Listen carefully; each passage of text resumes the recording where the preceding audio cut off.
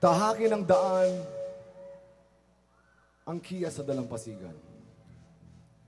Damayan ng kabayan laban sa kasinungalingan.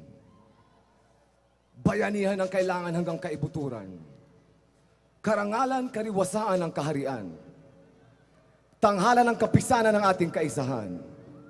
Kapulungan ng kapuluan ay kapupunan ng sambayanan. Upang magulumihanan ng kasakiman. Umpisahang pumainlan lang ang hakbang ng paninindigan na ang bawat lalawigan ni isang pinaglalaban nais lamang makanta ng nararapat na kapalaran. At siya nang mahawakan ng handog na kalayaan, pagmamahalan, respeto at kapayapaan. Biktima.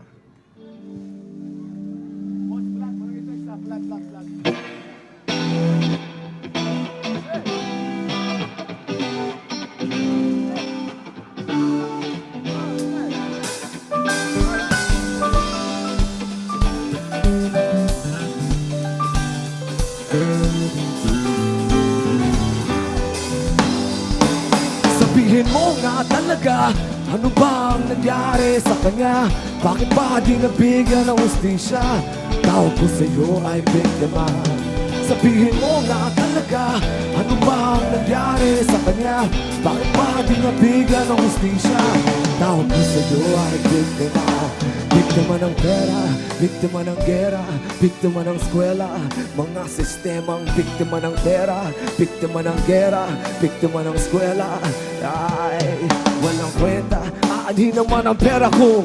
Ang laman ng iyong isipan ay puro datong. Ang bawat bata sa lansangan ay nagugutom, pero ang importante sa'yo sa lapi ay maipon.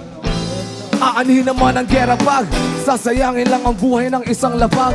Ang bawat tao sa mundo ay naisilaglag, pero patuloy pa rin tayong nananatili na bulag. Aanhin naman ang eskwela na paulit-ulit lang ang itinuturo sa mga bata. Bawat estudyante ay pinagkakitaan ng pera, pero taon-taon patuloy pa rin pagtaas ng multa.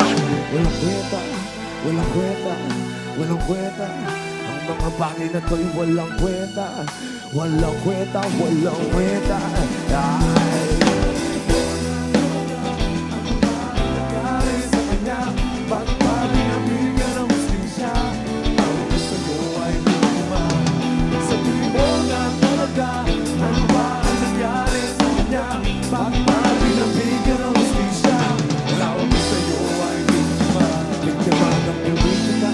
ng industriya, ng siyensya, mga sistemang biktima ng politika, ng industriya, ng siyensya.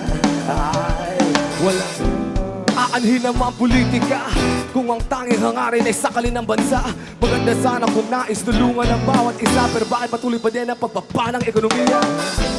Aanhin naman ang industriya kung ang gusto lamang ay bumenta ang artista. Kahit nalukuhin at baguhin ang sarili, ayos lang, basta kumita ng konting salapi.